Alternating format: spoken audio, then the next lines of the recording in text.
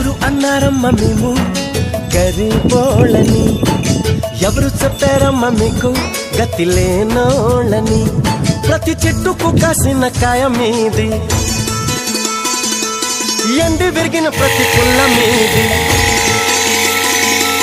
కొండ కోన వాగు వంక గూడెం గుడిసే పల్లె పాట కలిసి వెరసి అడవే మిదమ్మా, ఈ అడవి మీద హక్కే మిదమ్మా.